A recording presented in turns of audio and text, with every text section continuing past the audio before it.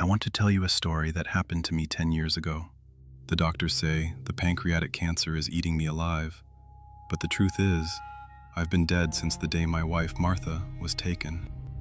I'm recording this because I cannot go into the dark with this lie on my soul. People think I'm a drunk. They do not know I spent the last decade guarding a secret about monsters who wear the faces of the dead. After she vanished, I did not grieve. I prepared. I cut down the forest to create a 20-meter kill zone around my house. I drilled through walls to wire cameras and mounted halogen spotlights on the roof. I turned my living room into a command post, spending my nights staring at 12 monitors and gripping a shotgun. I was not waiting for an animal. I was waiting for the thing that took her to come back. At exactly 3 o'clock in the morning, after 365 nights of waiting, it happened. Not a siren, but a silent, pulsing red light on monitor number 3. The camera was aimed at the far edge of the clearing, where the light of my fortress met the impenetrable dark of the woods. The stupor vanished. Adrenaline surged, a hammer blow in my chest. I leaned in, and my face inches from the screen. The paranoia was not madness. The sensors were not wrong. The enemy I had willed into existence had finally come. A massive, hunched shape emerged from the trees. A Sasquatch. It moved with a slow, deliberate purpose along the edge of the light, circling my home. But my grief-stricken mind saw no patrol. I saw a predator stalking its prey, testing the bars of a cage. This was the monster, I was certain, come to finish what it started with Martha. The camera's night vision caught its eyes, 2 burning discs in the darkness. I whispered a curse, my hatred solidifying, becoming cold and sharp. In that moment, the creature ceased to be a living thing. It became a target. My hands, which had been trembling, were suddenly steady. I reached for the Remington, my 12-gauge pump-action shotgun. The clack-clack of the slide chambering around was a thunderclap in the silent room. My fingers found the cold steel of the receiver, a familiar comfort. I rose from the chair, my eyes locked on the monitor, my mind calculating angles of fire through the boarded-up windows. Then, the creature on the screen broke its pattern. It turned and moved directly toward the camera, growing larger until it filled the frame, and then it was gone. It had entered the dead zone, the small patch of ground directly beneath the porch canopy, invisible to my electronic eyes. The abstract threat on a screen was now a physical presence, a 350-kilogram wall of muscle just meters from my door. As I turned toward the front of the house, something impossible happened. The house shuddered, and every piece of my electronic fortress died at once. The monitors blinked out, becoming black, reflective voids. The deep hum of the generator in the basement was cut short, as if its throat had been slit. Outside, the halogen spotlights vanished, plunging the kill zone into absolute darkness.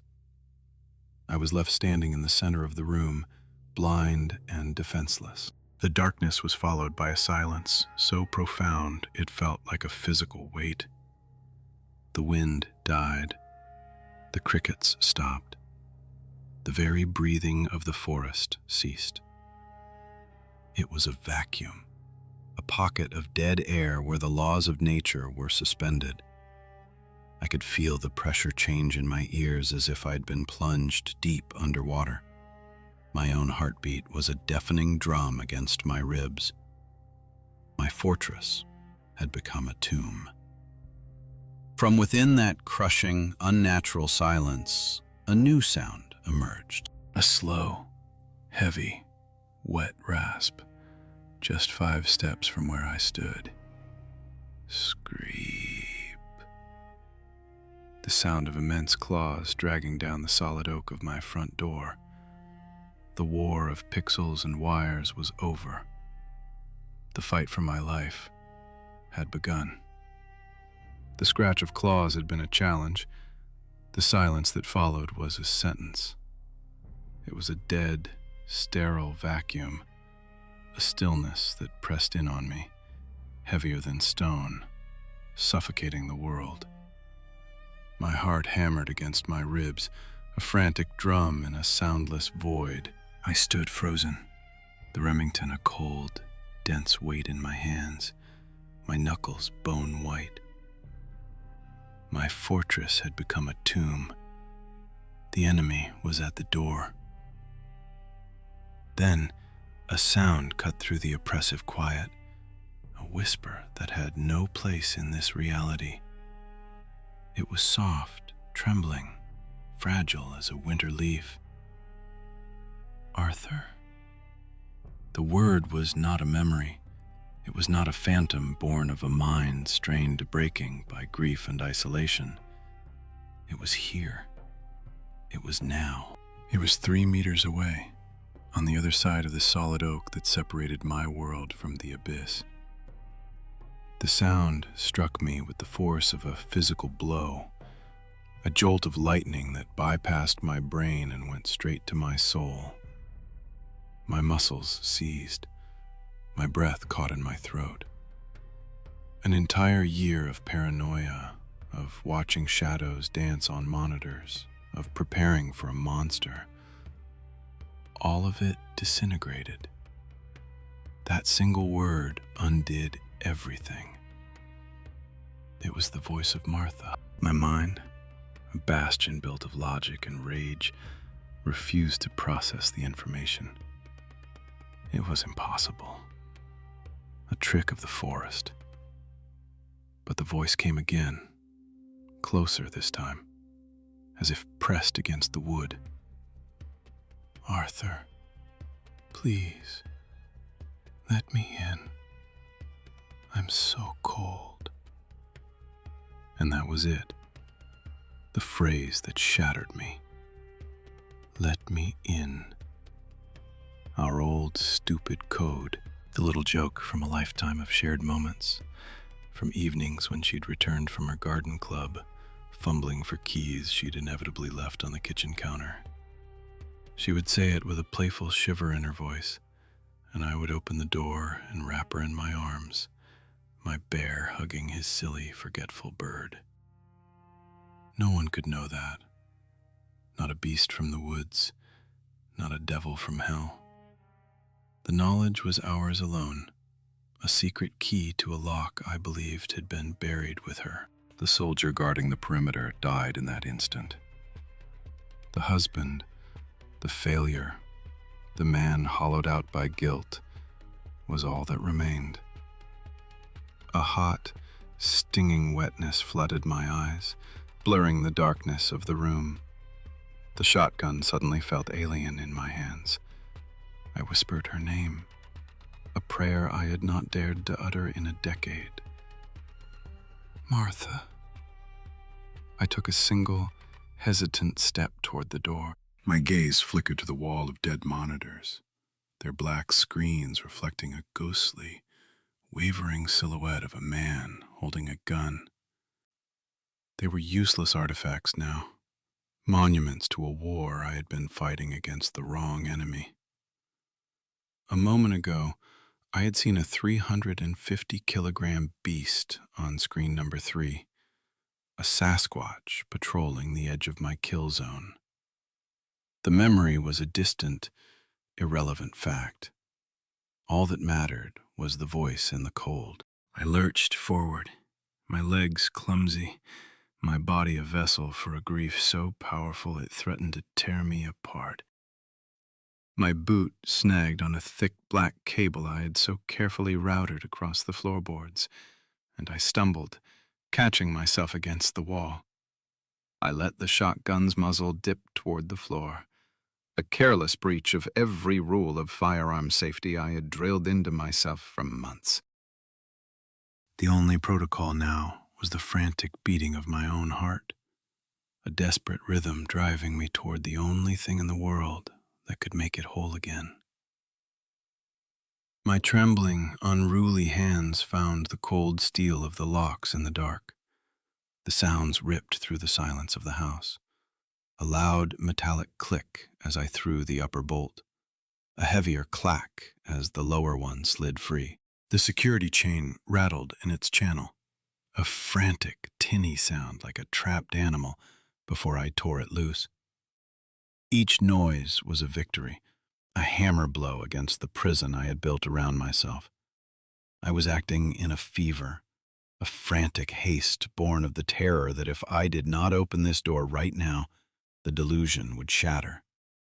Martha would be gone again, lost to the snow, and this time it would be my fault for being too slow.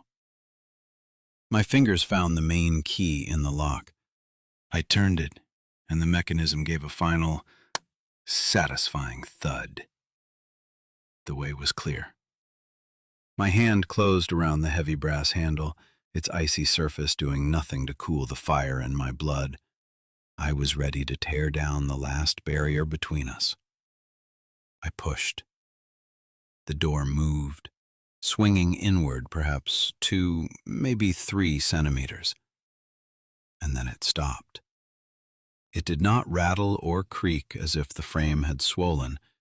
It stopped with a solid, final thud, as if it had met a wall of concrete. My mind, clouded with hope, offered a simple explanation. Ice. The hinges must have frozen. I grunted, planting my boots in the floorboards and leaning my full weight into it, putting my shoulder against the unyielding oak. But the door did not budge. It pressed back. There was a spring to it, an elastic resistance that spoke not of dead matter, but of living muscle. Something was holding it from the outside. Something immense, a living barricade of monstrous strength, was actively preventing the door from opening, pushing it back into the frame. A sliver of icy air blasted through the narrow gap, carrying the scent of damp earth, pine needles, and a heavy animal musk that coated the back of my throat. But the smell was not the most terrifying thing. The door began to vibrate under my palms. It was a low, subtle tremor at first, which grew into a deep, rumbling growl. It was an infrasound, a vibration that bypassed my ears and went straight into the bones of my skull, rattling my teeth and churning my stomach with a primal, irrational terror. The creature I had seen on the monitors had not gone anywhere. It was here. It was standing on my porch, its giant body the only thing between me and my wife. My brain, poisoned by a year of stress and a decade of grief, instantly assembled the facts into a narrative of horror. I heard Martha's pleading voice, and I felt the brute and immovable strength of the monster holding the door.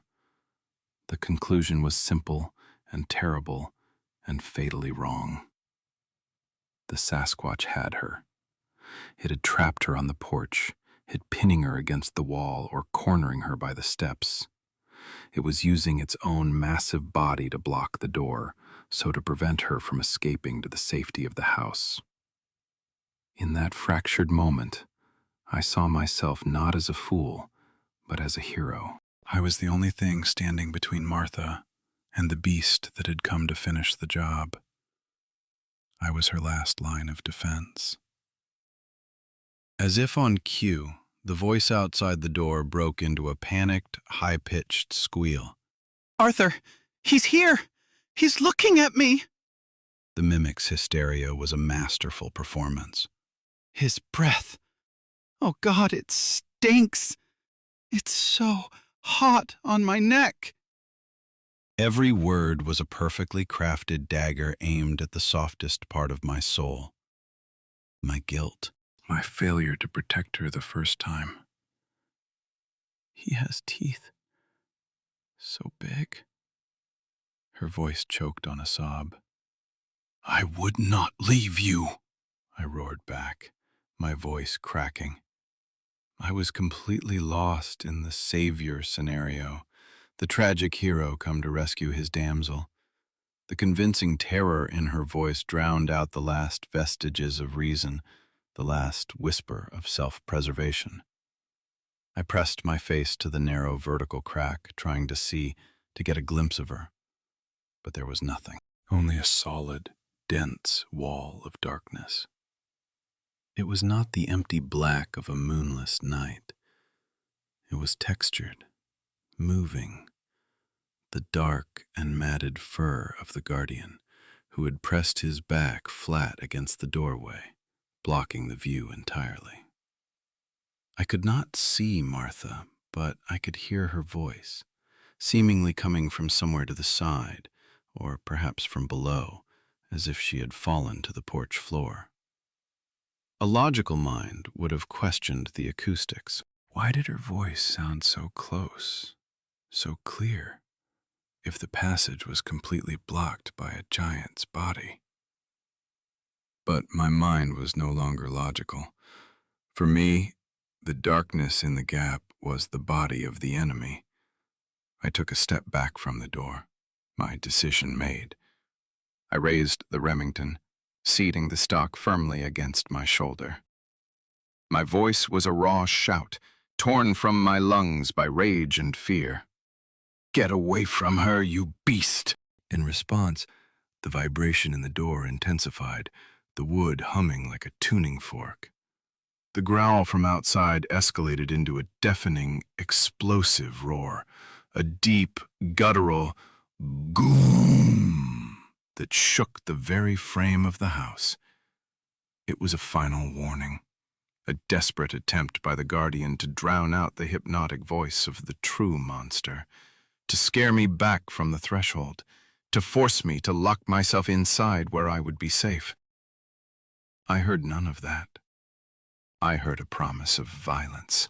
I heard the sound of a predator about to kill my wife.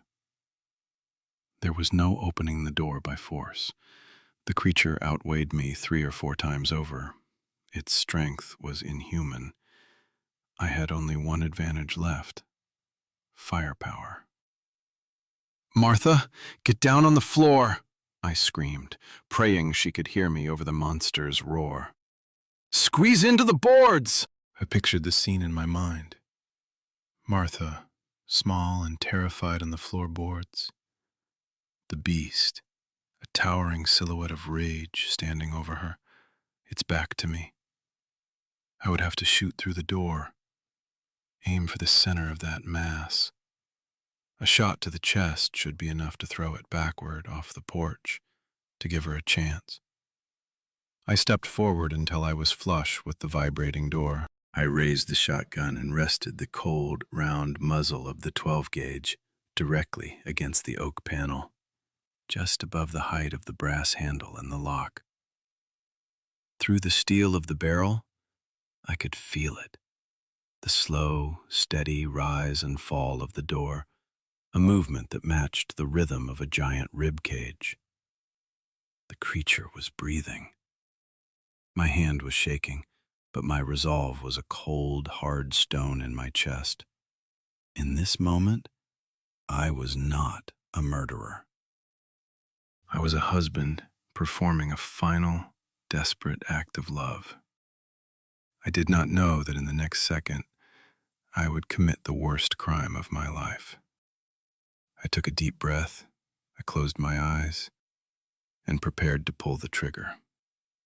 My fingers squeezed, a final, convulsive act of will. The firing pin struck the primer. In the claustrophobic confines of the hallway, the 12-gauge shotgun detonated with the force of a grenade, a physical concussion of sound that slammed into me. A brilliant, blinding corona of muzzle flame erupted from the barrel, scorching the air and burning a searing, ghost-white afterimage onto my retinas. The solid oak of the door, a barrier I had trusted for 50 years, shuddered violently. Where the muzzle had been pressed, the wood exploded outward in a cloud of razor-sharp splinters and acrid, smoking dust. The recoil was a brutish mule kick to my shoulder, a shockwave that jolted every bone in my body and sent a lance of fire through my arthritic joints. I staggered, but my boots held firm on the floorboards. A high, piercing whine screamed in my ears, a thin, metallic shriek that drowned out the world, leaving me in a pocket of ringing silence. I stood there, chest heaving, nostrils filled with the sharp scent of burnt powder, staring at the ragged, smoking hole I had torn in my own home. This was it. This was the shot of liberation. This was the act that would bring her back to me. Through the deafening shriek in my ears, another sound penetrated the fog. It came from the other side of the door, a low, guttural moan that made the hair on my arms stand on end. It was not the enraged roar of a wounded beast I had expected. It was a sound of profound pain, of surprise, and of a frightening, resonant humanity. The groan was cut short, followed immediately by a wet, heavy thud, the unmistakable sound of a massive body collapsing onto the wooden deck of the porch. The constant, pressing vibration against the door vanished. The living, breathing pressure was gone. The jailer was defeated. A grim, hollow satisfaction settled in my gut, a cold and heavy thing devoid of triumph. The path was clear. The barrier between me and Martha was gone, blasted apart by buckshot and blind faith. I did not waste a second. My hand, still trembling from the recoil, fumbled for the brass handle. I wrenched it toward me. Without the immense weight of the Guardian pressing against it, the heavy door swung inward with an almost silent, effortless grace, opening a black, gaping maw into the night. A swirl of frosty air and delicate coots, dancing snowflakes rushed into the hallway, and a cold caress on my fevered skin. My eyes did not even flicker downward to the dark, motionless mass that lay in a spreading pool of its own lifeblood on my threshold. My gaze was fixed forward, probing the darkness of the clearing, searching for the only shape that mattered, the one I had lived and breathed for this past year. I stepped over the body of my protector without a glance, my boots scuffing against its matted fur, and crossed the threshold into the cold. I was ready to scoop her into my arms, to carry her away from the nightmare and into the warmth of the house.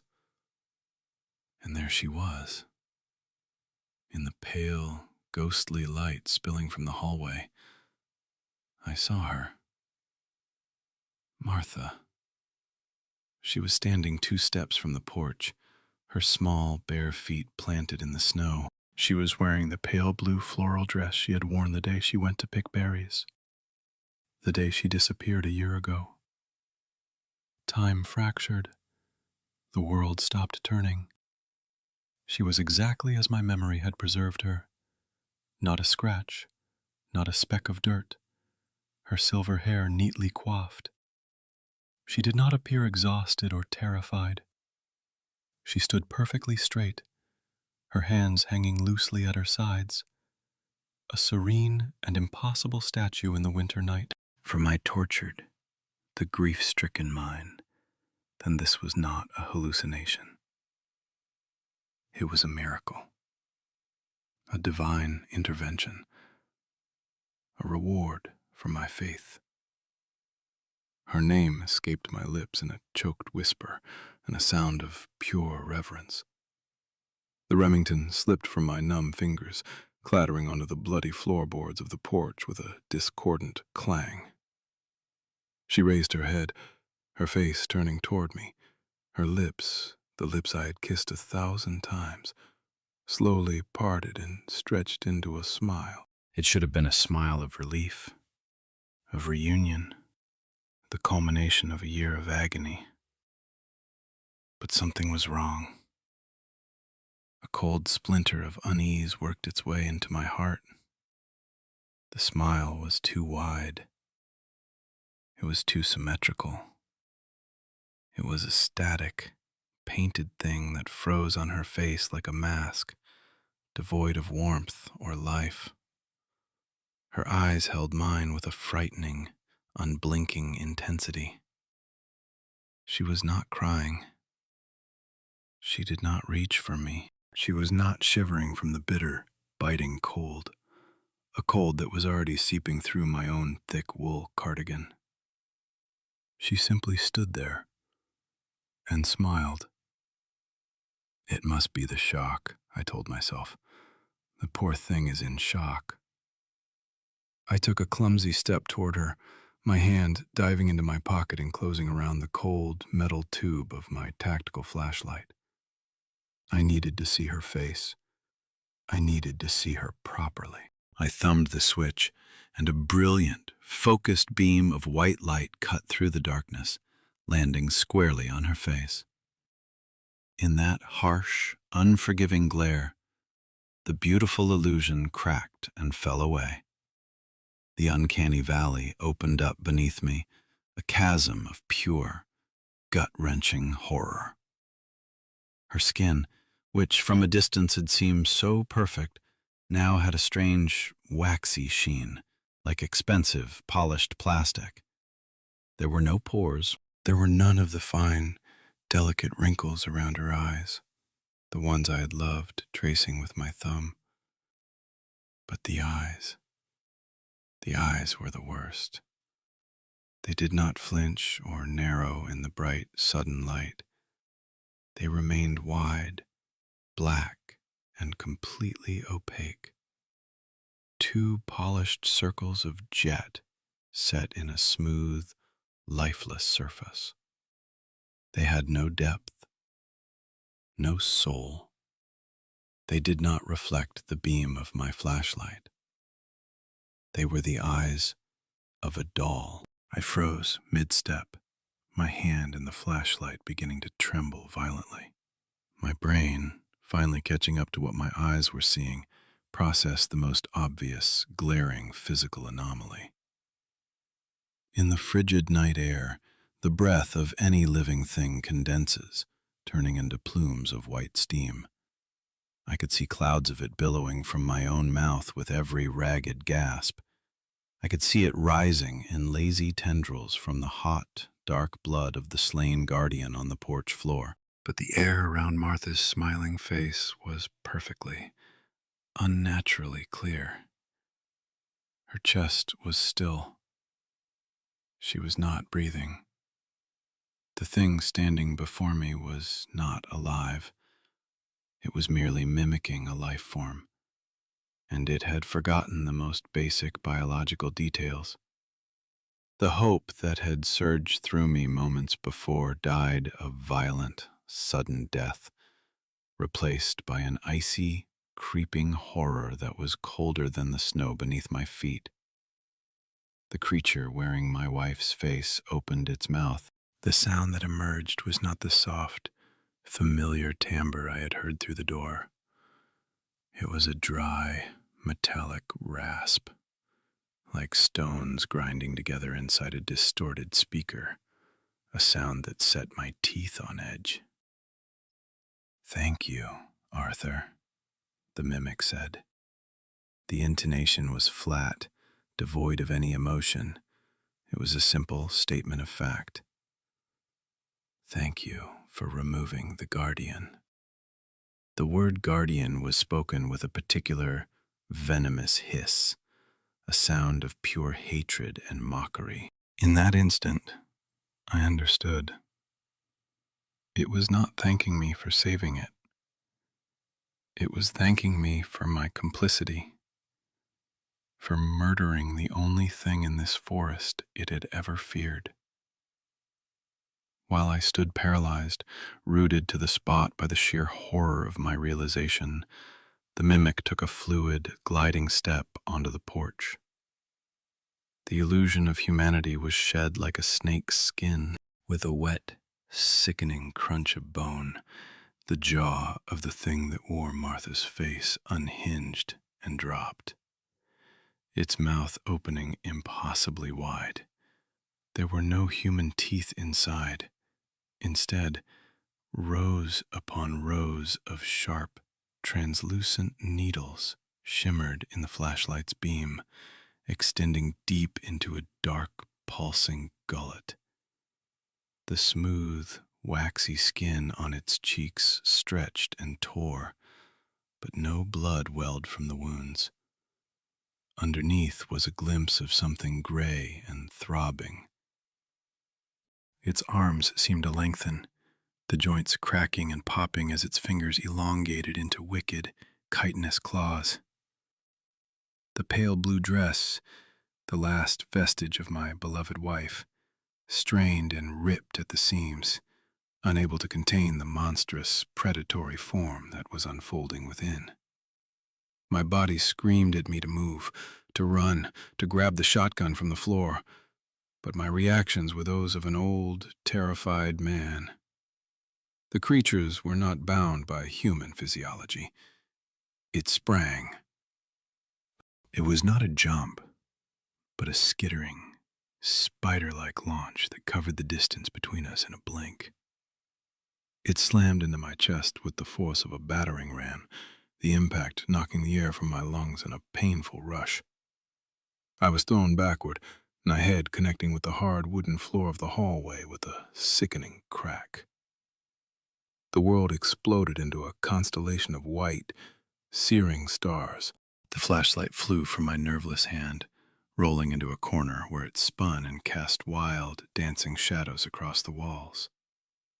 The creature landed atop me, pinning me to the floor with an unnatural, crushing weight. As the monster lowered its distorted face toward mine, a new horror assaulted my senses. The smell. It was a suffocating, cloyingly sweet stench of an open grave, of meat left too long in the sun, of damp, rotting earth. It was the smell of ancient, hungry decay, a perfume of death that had been masked by the clean scents of the forest and the coppery tang of the Guardian's blood. The odor filled my lungs, triggering a violent gag reflex. This was the true essence of the thing that wore my wife's face. Pinned to the floor of my home, drowning in the stench of the grave, my gaze shifted past the mimic's twitching shoulder to the dark, hulking shape lying motionless on the threshold. In that moment of absolute, helpless terror, the full, crushing weight of my mistake crashed down upon me. I finally understood why the giant had held the door. He was not trying to break in. He was not holding Martha hostage. He was using his own body as a living shield, sealing the only entrance to keep this nightmare out. And I, in my blind, arrogant grief, had killed him for it. I had murdered my guardian angel. I had destroyed my only defense and personally invited the real monster into my home. The grief of that realization was a sharper, more profound pain than the fear of the needle-like teeth descending toward my throat. I closed my eyes, not in surrender to death, but in surrender to the punishment I so richly deserved. I closed my eyes, surrendering to the inevitable. The suffocating weight of the mimic pressed the life from my chest, a chitinous, unnatural burden. Its face, a grotesque parody of my Martha's, loomed inches from mine, and the stench of the open grave a final, foul sacrament. I could feel the heat radiating from its unhinged jaw, and the caustic saliva dripping onto my cheek with a sizzle that promised dissolution. Rows of translucent needles, a predator's dream of efficiency, descended toward my throat. I did not struggle. My will to live had been extinguished, not by fear, but by the cold, hard certainty of my guilt. I had murdered my protector. I had invited this evil into my home. This was not an attack. It was a sentencing. I had earned this death, and in the final, silent moments, I welcomed it as the only fitting penance for my monumental, catastrophic blindness. The needle-sharp teeth had just pricked the skin of my neck when a sound tore through the world, a primal, deafening roar of such raw power that the very walls of the house seemed to groan in protest. It was a sound of retribution, of ancient fury unleashed. My eyes flew open. The impossible was happening. From the bloody floorboards of the porch, the massive, dark bulk of the Guardian was rising. He was not dead. He was a mountain of matted fur and righteous rage, ignoring the gaping, ragged hole the 12-gauge buckshot had torn in his side. Dark, thick blood pulsed from the wound in thick spurts, steaming in the cold air. But the giant moved with a terrifying, fluid speed, his ancient body refusing to surrender while the thing he hunted, the rot, was still inside his perimeter. He had not returned for me. Not for vengeance against the stupid, frightened man who had shot him. He had returned to finish his sacred duty. He had returned to destroy the parasite. The mimic shrieked, a high-pitched, ultrasonic squeal of rage and surprise that shattered the remaining light bulbs in the hallway, plunging us into a flickering, strobe-lit chaos of dancing shadows. Before the creature could react further, the Guardian lunged. A huge, furry paw, a limb as thick as a tree trunk, closed around the mimic's thin, deceptive neck. With a sound like tearing canvas, the Guardian ripped the creature off me, slinging it through the air as if it were a weightless doll. I was suddenly free, the crushing weight gone, and I scrambled backward on my hands and knees, crab-walking away from the epicenter of the violence, my lungs burning as I gasped for air. I collapsed against the far wall, a helpless, terrified spectator to a battle of titans, a primordial war waged in the narrow, ruined hallway of my own home. My world had been reduced to this, cowering in the dark, watching monsters fight over my worthless soul. The Guardian hurled the mimic across the room with contemptuous force.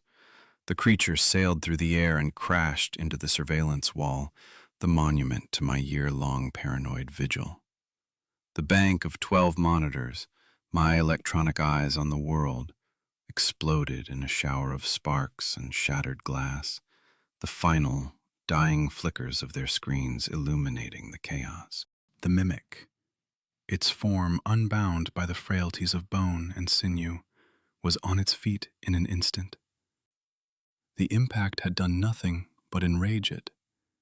Its limbs seemed to lengthen, the bones cracking and resetting as they transformed into long, whip-like appendages.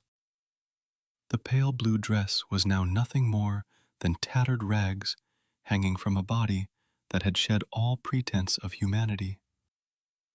It launched itself forward in a blur of motion, claws extended, but the Guardian met the charge head-on, using his immense mass as a battering ram. He was a force of nature, an avalanche of muscle and fur. I watched as my house, my fortress, was torn apart around me.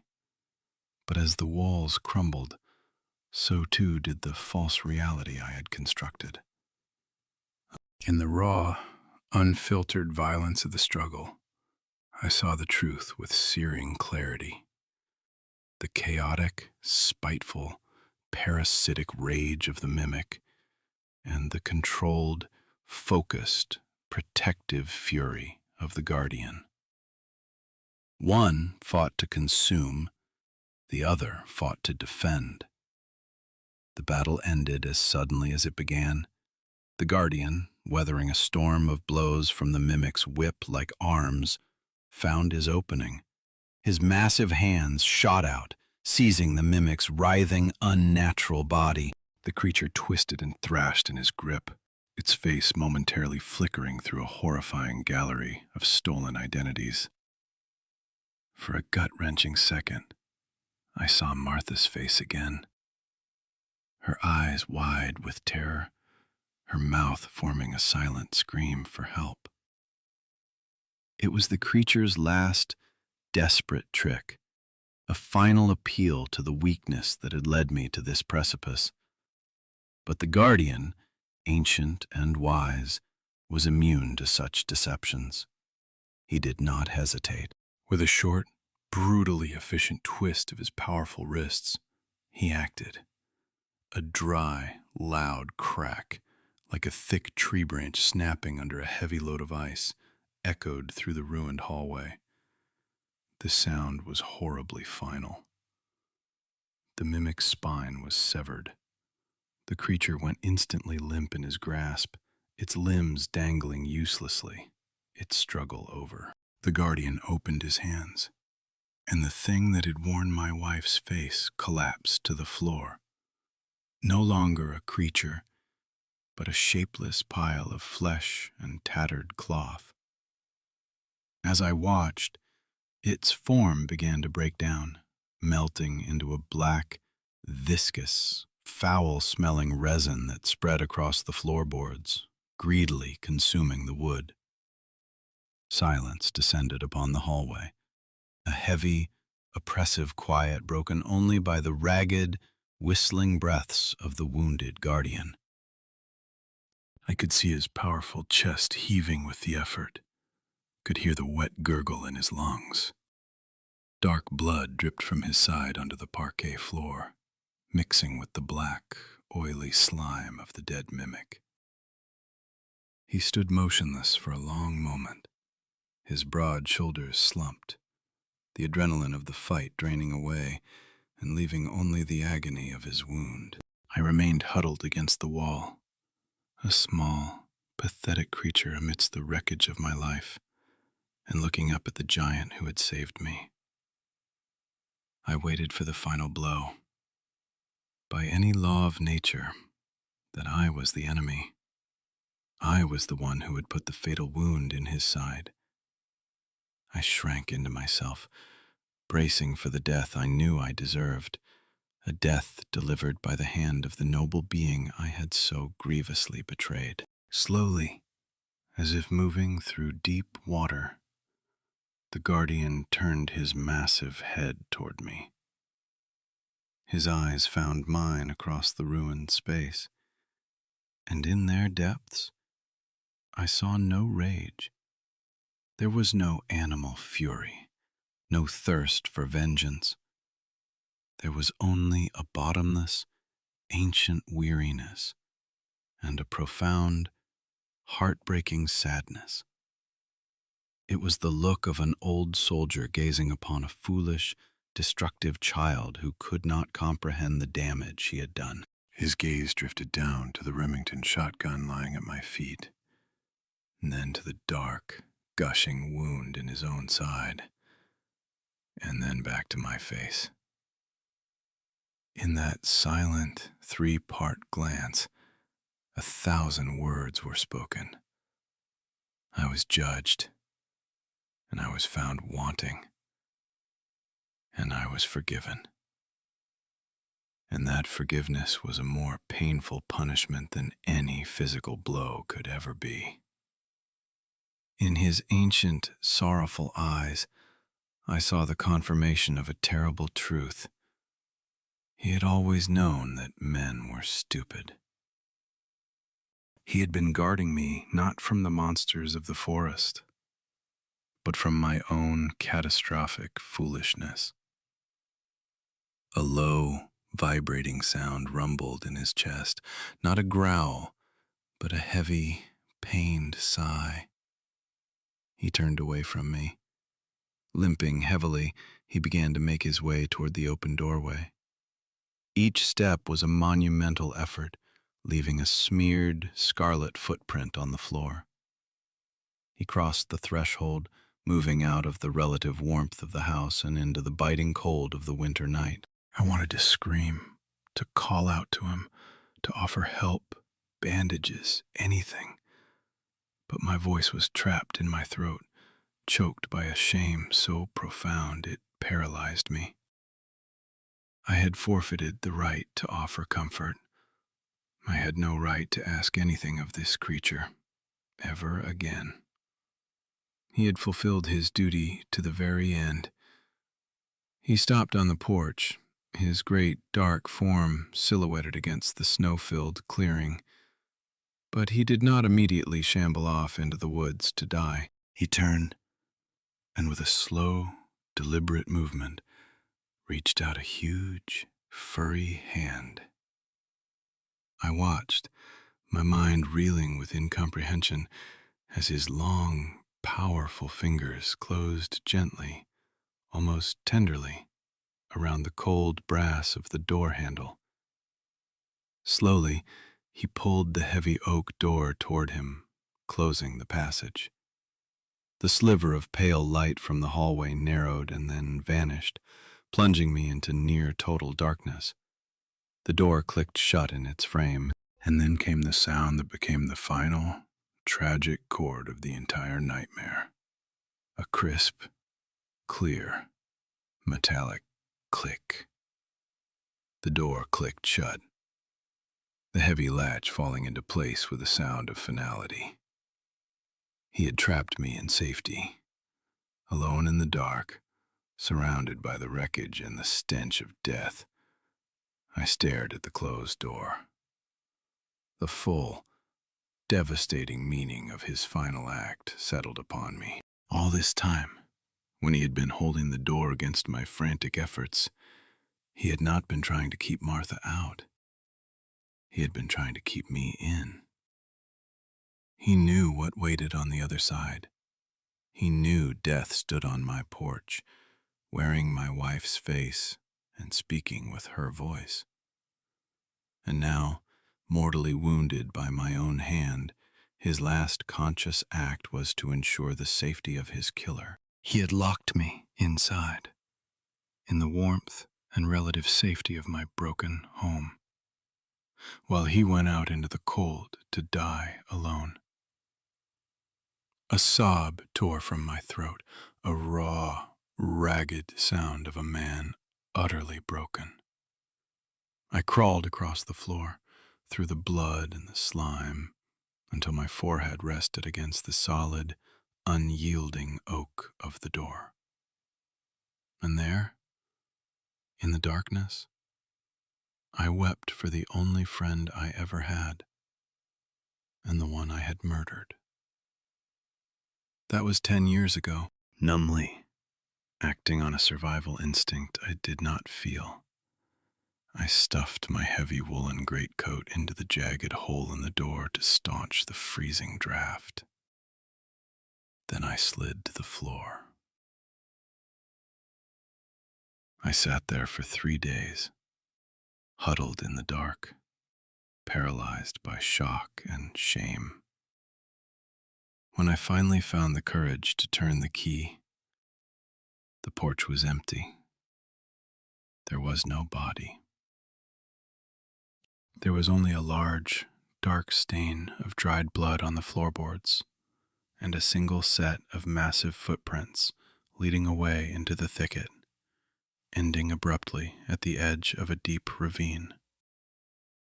The mimic's remains had hardened into a permanent, ugly black stain on my hallway floor, a daily reminder of my folly. Every winter since, I have left food on the porch. It is never touched. The forest is silent. The guardian is gone. My hand, a skeletal thing of bone and paper-thin skin, trembles as it reaches for the old Sony dictaphone. The wet, ragged cough tears through the silence of the house. My voice, when it comes, is a dry rustle of leaves.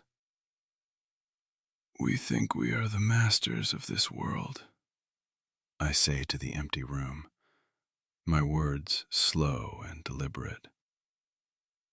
But there are laws in the dark that are older than us, and protectors who enforce them. Do not believe the voices of your loved ones if they call to you from the night. And if one day you find your door held fast against you, do not shoot. Maybe he's doing it for you. I press the small, red button. The recording stops, leaving me alone with the silence and the crushing weight of a truth I will carry into the grave.